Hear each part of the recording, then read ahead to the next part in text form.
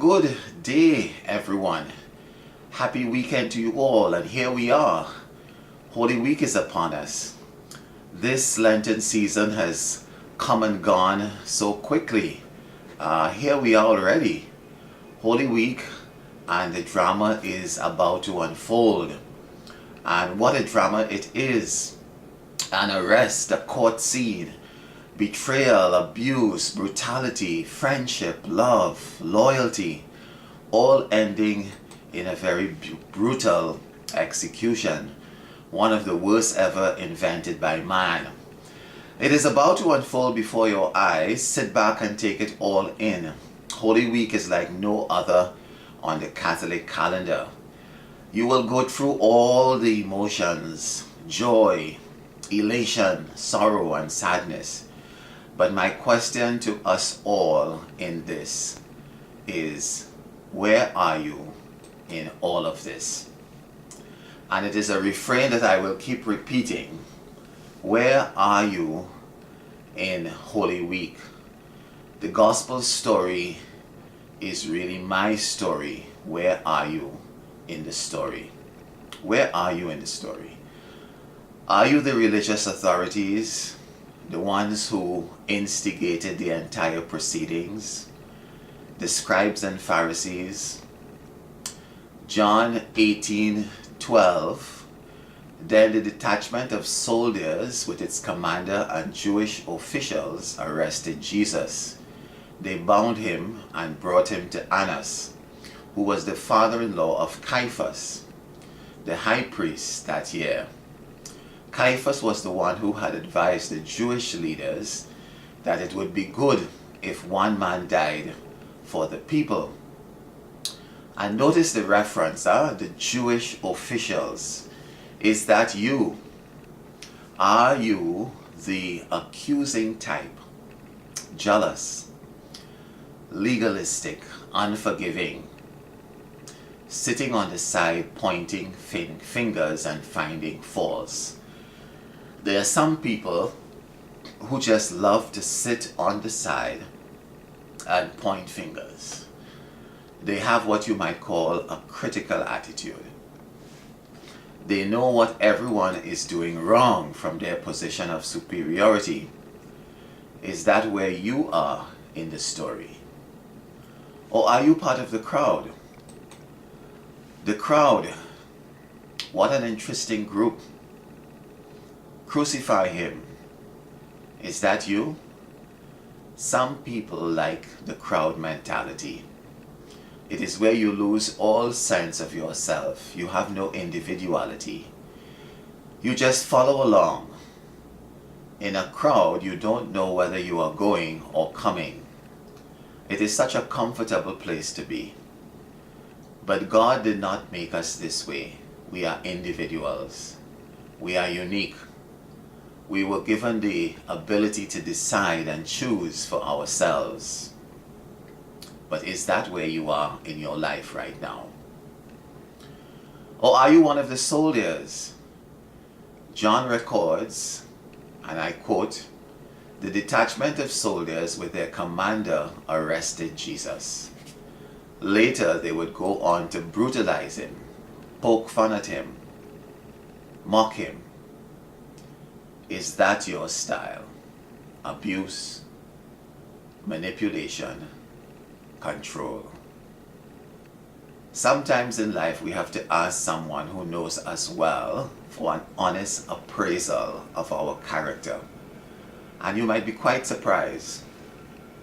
There just might be a bit of the soldier in all of us. Bullying, belittling, teasing, initiating gossip, slander, ill will, and enjoying seeing others fall. That is the soldier in us. Our lives are filled with lies, with malice, with gossip. The gospel story is my story. Where am I in the story? Or are you Peter and the disciples, filled with fear and doubts? Some people, their mantra is, I really don't know. I'm not quite sure.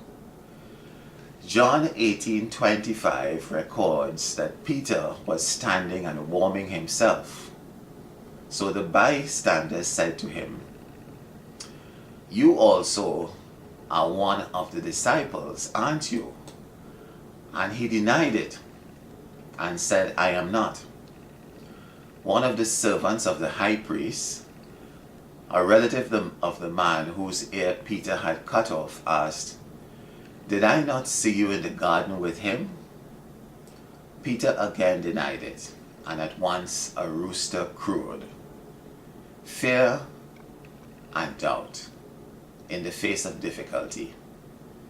We run away, we escape, we hide. It is called being wishy-washy. We make excuses. It isn't convenient. It wasn't the right time. We are not sure. The situation was different.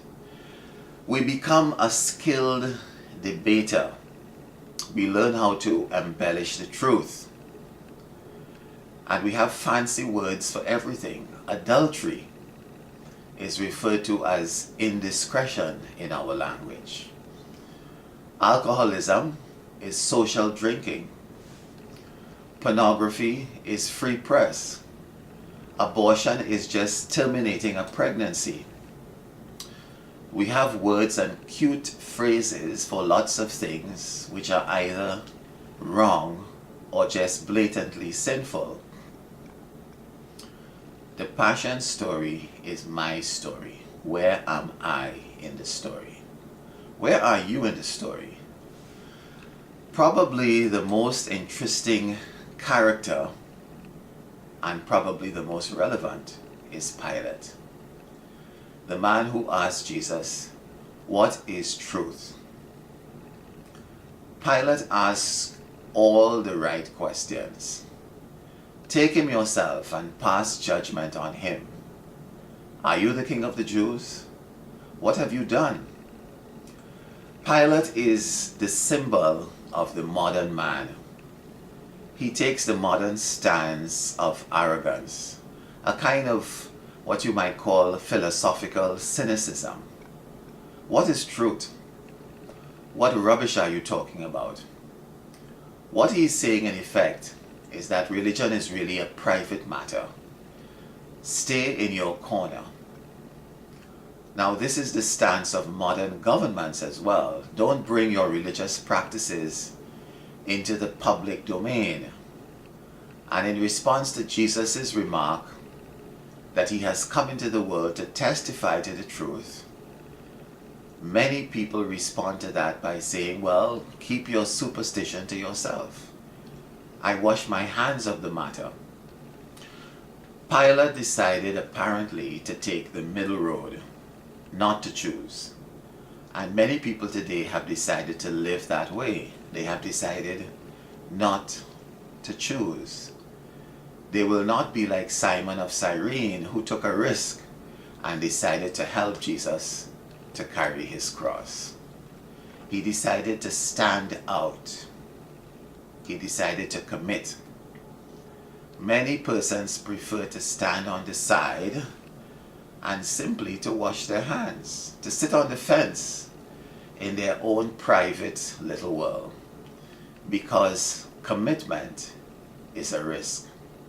It will complicate our lives and make it too difficult. It will not be convenient.